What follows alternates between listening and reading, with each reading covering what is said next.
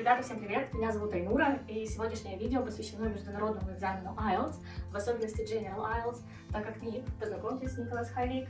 Hi, Ainura. How are you doing? I'm doing okay, thank you very much. I'm alright. And hello, everyone. Так как Ник, в принципе, недавно только сдал международный экзамен IELTS, General IELTS, и будет рад поделиться с вами опытом, впечатлениями, эмоциями и, возможно, какими-то советами. Это видео будет в формате интервью, и я, естественно, прикреплю субтитры на русском языке.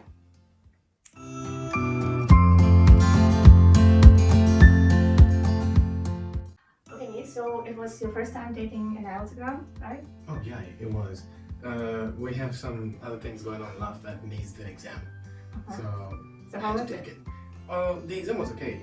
I was okay with it. I mean, what I wrote, I think it got me good marks.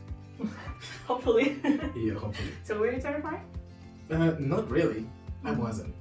You know, I've been in a lot of exams before, and the feeling then and recently, it was a different feeling. I can really explain like what kind of feeling was it. Was I terrified or was I not? But I kind of felt okay with it. Like I was ready for it. That's good. Yeah. All right.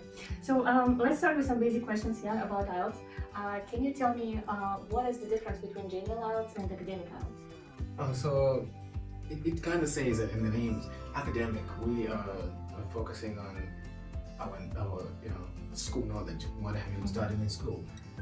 General IELTS, we're talking of the whole general English at large. So for academic, like I said earlier, they asking you questions like from the textbooks, like you're supposed to describe certain diagrams, you're supposed to point out certain statistics and stuff. With general, they are just asking you the basic stuff like, what would you do if you were this person trying to cross the street and you see an old man right there? It's general. It's more like how would you use your English in the real world. So that's the difference. All right. So do you think that General IELTS is easier than academic IELTS? Not really. Not that I think it is easy or not, but I think for academic you need to study more. You need to put more effort into your study. With general, it's basic stuff mostly. What you may need to study on is how you're gonna place your techniques in the exam writing thing. And when you are gonna sit for a general exam, you could take academic study materials and study that and just focus on that. You can go straight up and write the general, but you cannot do it the other way around. You cannot take the general study materials and hope to write the academic one. That is kind of not possible in its way. Yeah. So I think yes, the general is a bit easier than the academic. Yeah, I would agree. And probably some people may assume that General IELTS is easier than academic IELTS. Yeah, with the way it's set up, I think people's assumptions. You cannot just have a lot of people assume the same thing. There needs the truth to it. Yeah, that's true. Okay, so you've taken paper-based IELTS, right? Yeah, I take paper-based stuff. Why did you choose to take IELTS on paper? First, I didn't give myself the option of going for the computer-based because I'm not confident in my typing speeds at all. I wouldn't finish the exam even if I tried. Okay. So I thought, why not just do what I've been used to doing, since kindergarten, when we were learning to write words and stuff. And now I'm quite fast, I actually finished way too earlier than the time I was given for the exam. Like for both the reading and the writing, I have like 15 minutes more after I was like done with everything and complete. Wow. Usually people struggle with time management. Yeah, which I wouldn't be able to do if I had the computer-based one. All right, okay. And one of the main questions actually, when preparing for IELTS exam is whether to self-study or to get a tutor. So can you share your opinion about this? What are your thoughts on that? So my thoughts and what I did, I think it all depends on how much of the English language do you know. For me, I didn't need to find a tutor. I just needed to focus on the points that I thought I would be lacking on. But for a lot of people who are kind of new to the language, who are studying the language for the first time, or who don't use this language like every day, they may need some help from a tutor. Like I say, personally, I had to study by myself. It was not that I'm studying the language, but I was more like studying the skills on how to sit through this exam. Yeah. So, how long did it take you to prepare for IELTS? Not very long. It's embarrassing to say, really. For this exam, it was I cannot even the whole time combined together. It not even amount a day. Wow. Yeah, it was like That's a record time. Yeah, so it was not really like that. I had registered to write IELTS when I was in China Bank last year, and because of the COVID, the days kept on getting moved, and my time being there, I decided to kind of like just leave it and do it here. So it being a day here was more like me revisiting what I already studied. So, but still, altogether, you want a month a week. Okay. Yeah. So I can see that you are giving quite a bad example. Yeah, don't follow my advice on that. So, you know, you need to study as hard as you can, or as much as you feel you need to study. Yeah. Yeah. And what is the ideal IELTS preparation time for you? Now, like we talked about on the question previously, it depends on how much, you know. For some, they actually need to learn how to create sentences or how to create stories as they go. For some, they need to know where to put the punctuations, you know.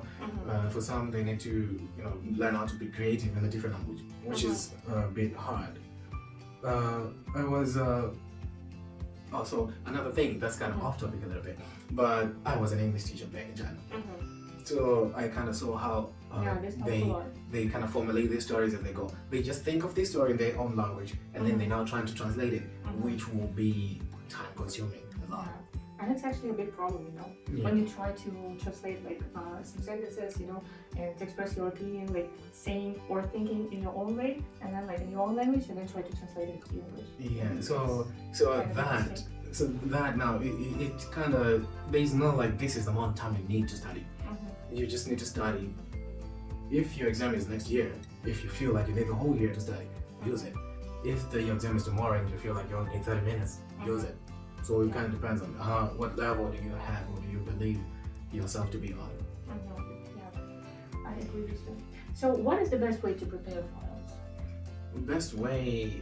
I don't have a best way really. First time I was going on YouTube, looking at YouTube videos of people who was, you know, saying how they felt about their IELTS, which to some extent did not have that much effect that I was expecting. Like, you know, I'm looking for this information and I want to learn something, but at the end of the day, I didn't get something that I'm looking for. So I turned on to the IELTS materials. When you register, they give you like, this is your study stuff if you want to study. I was just using that. Yeah. So I was just kind of testing myself with the test they give, like, okay, how much can I get and how much time can I take to write this exam or a whole full course of exams and stuff. So that's the materials I use. Alright. Do you have any, like, I don't know, top 5 books for IELTS preparation, like study materials which you would recommend? I don't. That's an honest truth, I don't. But there's a but after that. You can, you know, about story creation, you can go and read novels. I'm not a novel reader or book reader, but what I was doing when I was kind of practicing my whole spoken listening English, I was looking at videos really of people who are speaking the news on YouTube, you know, just some stories that's happening around the world, which one got me to know about the topics that are generally asked for IELTS, and two, how to speak the language or how to kind of guide yourself as you speak. Because right now I'm not native, but the way I will be speaking, I don't think that I'm thinking in my native language right now. It's just kind of going. So it takes a very long time to get to a certain point where you're like, okay, you know, I don't need to translate what this person is saying for me to understand it. And which was my case. So these are books that I was using. It was just primary school, secondary school, high school, and just me going on YouTube. So that's about it. So it's good that it's a real English. Yeah. English, not a book English. Yeah, it's not like I'm thinking of words. So in a way, I know this may be putting myself out there as, oh God, you can shallow a little bit. But the English I know is not this whole, I don't have like bags and bags of vocabulary, no. I just use the basic. And the basic has taken me everywhere I need to be. So that's right. So which part was the most challenging for you? throughout the whole exam, I had a feeling like before I would sit on for like we first started with listening, then reading, and then writing. When I put on the headphones, I'm like, am I gonna understand what they will say? And for I don't know why or how, I understood literally everything. And I missed 2 questions. I don't know how I missed those, but when I went back to see like did I do it correct, I kind of still had the story in my head that I didn't need to re-listen it to understand what they were trying to say. I'm like, oh, so this was $5, and they were selling it there. So those are the answers, which kind of for me, starting here was a little bit harder than the actual exam.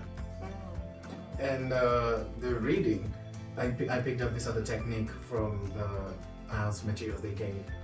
These strategy that I was using when I was reading, which saved me half of the time that I would need to read the whole passage. Scanning and skimming? Yeah, that. So I kind of just went through everything, went through my questions, and then I'm like, okay, so this question is for this paragraph. That's where I'm gonna find my answer.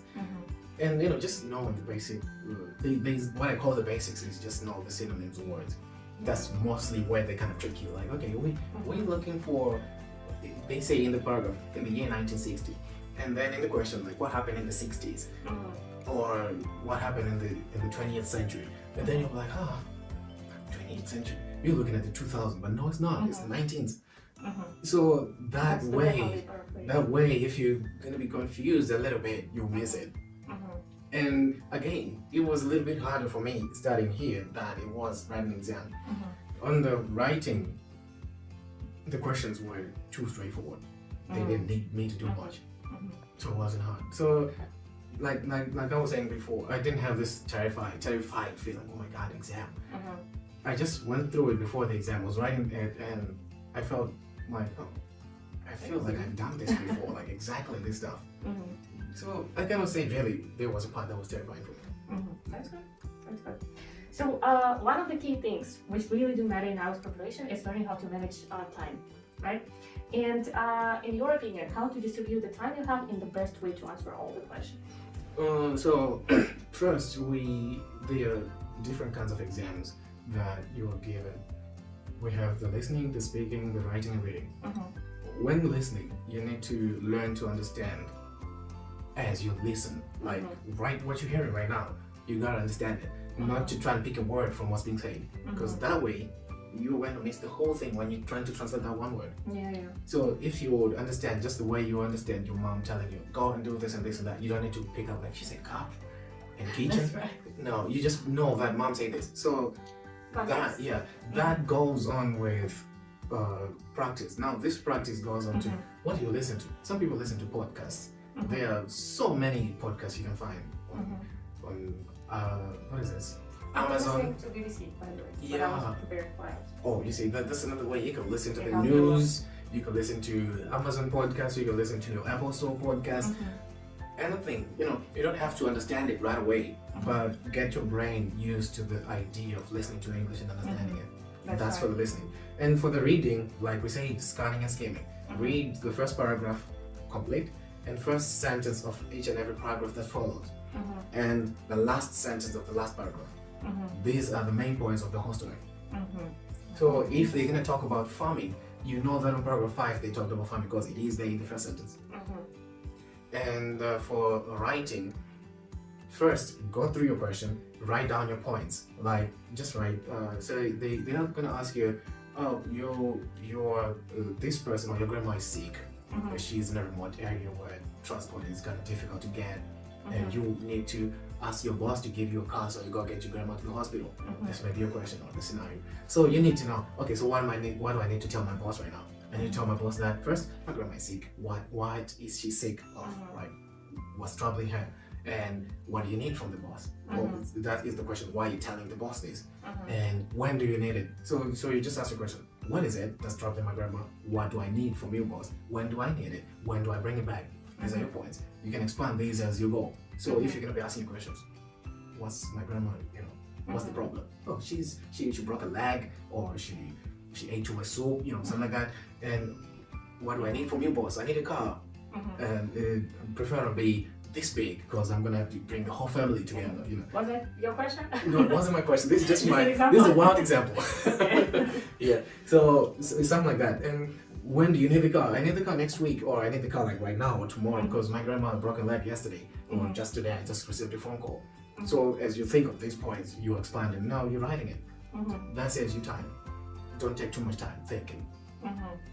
It doesn't have to be a real thing. You don't need to like make it exactly as it happened if it happened. Just show these examiners that I can create a story with whatever scenario you're gonna give me. That way, you write down your points real quick. You know, go through them. You ask your questions: what, why, when, and the last one is when. When am I gonna bring it back? So the when can be divided into when do I want it and when can I give it back? Something like that. So you're saving time. And on the speaking, they are what they call filler words. I know there's a thing that people normally want to say, oh, you gotta know idioms, you gotta know conjunctions, you gotta know this and this and that. Yes, you have to know it. Yes, you have to know. But you don't have to know it for the whole thing. You don't need to be saying out idioms there and there and there. Just, you know, show that examiner that you are a person who is speaking, who kind of knows when to. It's more like when you're speaking jokes. You don't just throw on jokes and everything that you say that doesn't make sense. They end up not being funny. So you can just say when people are not expecting it, you throw on this one joke and they're like, oh, okay, we got it. And then when you speak it, you throw on this joke. They also filler words, like I do. I normally use the filler, you know. Yeah. Yeah, I'm not literally telling you that you know what I'm saying. But it's for when I'm saying, okay, I forgot the right next word that I want to say after this one, but I don't need to be paused. I don't need the examiner to see me blinking like, oh my god, I'm looking for a word in the air. So I'm just gonna be like, you know, and I go on. Yeah. Like that. So that's a good tip. Yeah, so that way you're gonna keep your examiner busy listening to you, and you're gonna give them this whole platter of like, okay, so this guy, I asked them one question and they gave me this 1, 2, they actually answered the question and so many other points. From all the points you gave them, they're gonna try to make them more. Like I did with my speaking exam. We actually ran out of time. No, we actually went over time a little bit, maybe 1.5 minutes. But for an exam, that is that strict. And you find out, you find yourself not checking time. So it means you were into this conversation. Yeah, too him involved. and me, we were like, okay, we're doing this, you know, we're talking. And after everything, we're like, oh, very sorry, forgot to check time. We're already out of it. Okay. And, you know, so... That's a good sign. Yeah, so you need to know everything, yes. You need to know when to use what you know. You need to, know when to use your filler words. You don't need to use the whole this, every time. Or some people, the filler words are not a thing. It's not a thing that gives you marks. Some use as they think. It shows that, okay, this person is thinking as they are speaking. Yeah, that's my way of expressing my feeling. Yeah. I use a lot. Yeah. Okay. That was a very good tip, by the way, words. I like it. So, statistically, yeah, let's talk about writing. We know that most people achieve the lowest score in IELTS writing. Yeah, why do you think it's the most challenging part? So, first thing is, IELTS is an exam for people who don't speak English every day. It's like, say you want to get a job, or you want to migrate to another country. They're like, you're coming from yours, you don't use your own language. So we need to see if you will be able to communicate to get whatever you will need here. So in that way, people are mostly creative in their own dreams. I mean, in their own language. Like just like we dream, we don't dream in English. For you, I can safely tell you dream in Russian. Everything that's gonna happen in your dream, everyone is gonna speak to you, they use in Russian. Because that's the language your brain. I didn't know that there is a language actually. It's a language of imagination or something. The fact that you can get out and to be like, you know what, I had this dream and you were telling me this. How do you know that I was telling you that? It is the language that you use in a dream. Oh no, I noticed that I've never experienced this kind of dream. Oh yeah, there's certain dreams. Like I have this, oh my god, I have had a really horrible dreams. I'm running and shouting for help. What language are you using? It is mostly your language. It is mostly your language, the language that just comes to your head straight up. Like help is this word, and that's what you're shouting. Yeah. So I don't remember that. Yeah. So in that way, like I say, IELTS is an exam for people who are not who are not native. who are not native. Yes.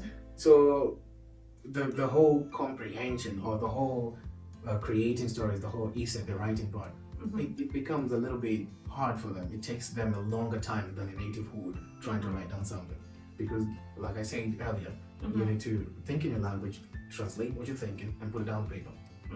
Or maybe forget a word, and then you go back to your brain, thinking again in your language. How do I say this word? Come on, brain, do this for me. And then you need to write it down, and that takes much more time than someone just thinking it out. As it goes on paper. Yeah. So I think that's what makes the writing a little bit easier. Not just that.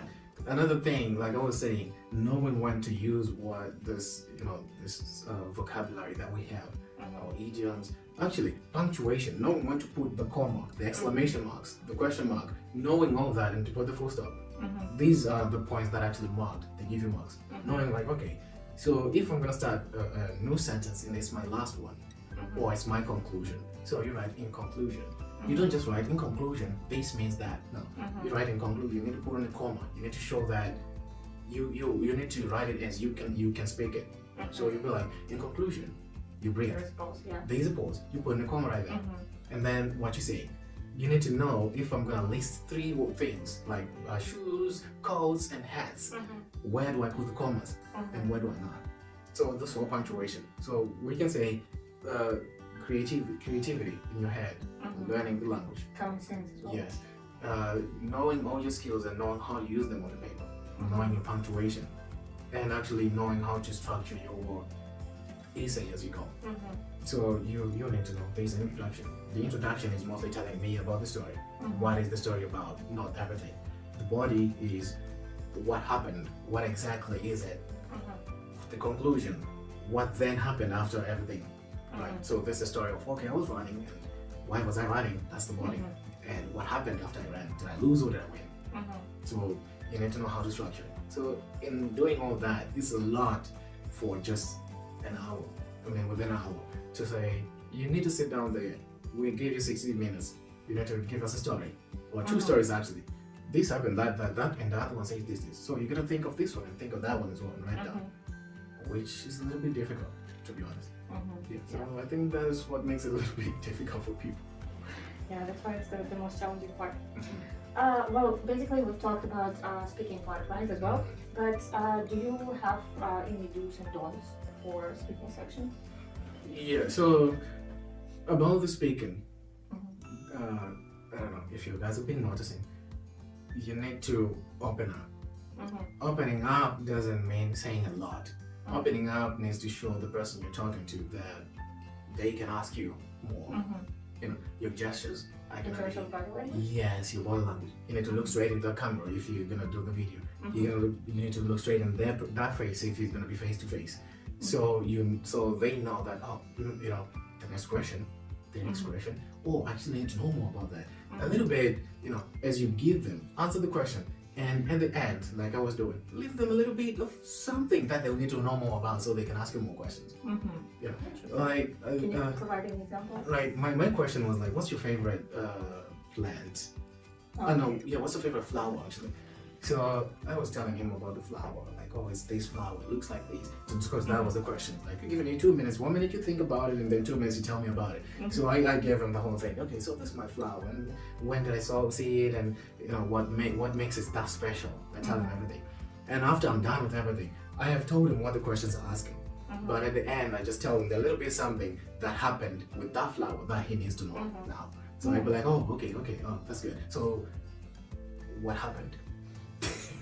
Please continue. Yeah, you know, you can tell more. I mean, time is up, but you know, let's talk more about that flower. Where exactly?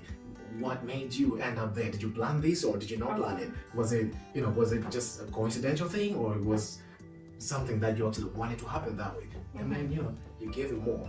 So, and also don't forget, like I say, know your idioms, know your punctuation. You know, we can actually punctuate as we speak. We don't want to just sound like you're just and you know, saying you just, you know, there's no question mark, there's no, know your annotations, is it? Pages. Yeah, your pages. No, like you're asking a question. If it's a question, it needs to sound like this. If you're gonna be shouting about something, you can say, okay, so I'm playing with my brother, right? We're outside, we're playing with our toys out there. And then mom sees us because it's about to start raining. And then she'll be like, hey boys, come back in. So that's the difference. Yeah. There's like, we're playing, there's no one talking. And then mom says, hey boys, come in. So someone actually picture the whole thing as you're telling them. Like, oh, okay. They can now see a mom and little boys playing out there and it's about to rain. So describe the thing as you speak. Oh, this has happened within 15 seconds, for example, or maybe less. So basically create a story, right? Yeah. That people can visualize. Yeah, so you give them something they now following and they're like, oh, okay. And you know, something like that. That's what I think.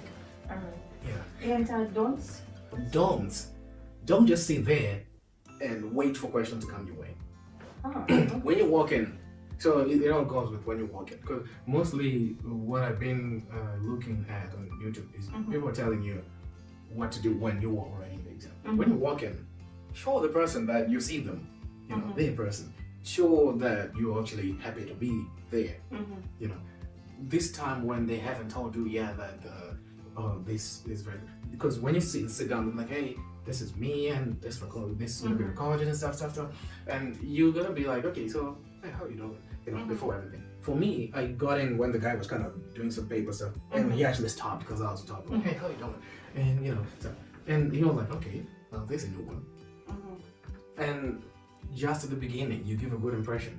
When you're just gonna sit there like, my life depends on it, he's going to see a lot of stuff first yourself as a person. How will you give it out? You know, can you actually use this language in real life? Because if you're gonna be this tense on a video, like, I mean, I think it's kind of normal now that the speaking is done in video. It's gonna be difficult in real life. So don't use what you know in every sentence that you're gonna say. Like I was saying about the joke. You don't throw in every joke that you have. Like, we just started talking and then joke. No, you can be basic. You can use the general stuff, and now and then you show him that this action requires this idiom to make sense. You know, why was I jumping, or why am I surprised with this? You know, or why is this certain person talking to me? It needs to be accompanied by a little idiom, you know, or a little change of voice. Why did we start this kind of conversation? Why is the fight happening? So we start shouting, and then I say, hey, and then you say, oh, come on, stop it, you know, something like that. So the whole thing, it's mostly about what you need to do. The don'ts is the opposite of that. But what I think mostly is your presentation. If you're gonna be sitting there like, I'm a robot, I'm ready, let's do it, they're gonna ask you like a robot. Yeah, that's right. Couldn't agree more. So I'm not going to ask you about general tips, because probably you've covered everything. So what to expect in IELTS test day? Maybe you can share some test day tips. On the test day tips, first live your life as you normally do. But if you don't normally use this language on every day, you need to saturate your mind with this. So you can kind of like change your song playlist, maybe just for that day or the day before and day before. You listen to some English song, maybe just that one, your favorite one. Listen to it. There is something in there that you will find out in the exam. Because when we're going or we're walking, we're in a car, we're riding to the exam center. We see something and we're like, oh God, you know, this, look at that coat, that looks cool. And then I find out that in the exam they're talking about fashion, and I'm like, I was actually commenting on another quote when we were walking, and yesterday I was actually talking about how fashion is affecting everything. And you know, now this is general. It's not like speaking is academic or what. This is just like, you know, this is speaking. We're gonna talk about it, and what you will talk about there is what you probably have seen. So if you're going to like, it's exam day, I don't need to talk to anyone. I may lose what I already have. You may actually lose in an exam, or it may come out to be irrelevant. So you know, be out there. Use your voice to talk to people. Most people are shy. I mean, I have been trying to write IELTS in foreign countries. I don't know, mine, like the whole time. Last China, now here. So they use that thing where we are sending everybody waiting to be checked in, and everyone's just there. Don't anyone dare talk to me.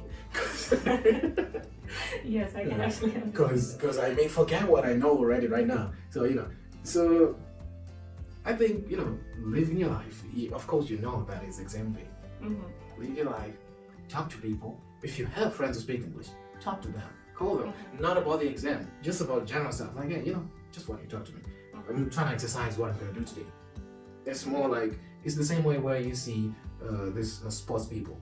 When they're about to play the game, they're going to be kicking the ball, throwing the ball, hitting. That's them putting themselves in that mood. They're not doing exactly the training was doing. Like, you need to do it like this. They're just kicking randomly. It's like, okay, you know what? Body needs to know like this is what's happening. And same thing with exam. Mind needs to know like this is what's happening. So on exam day, be that. And don't forget your documents. Yeah, the most important thing. Yeah, it was supposed to be the first. Don't forget your documents.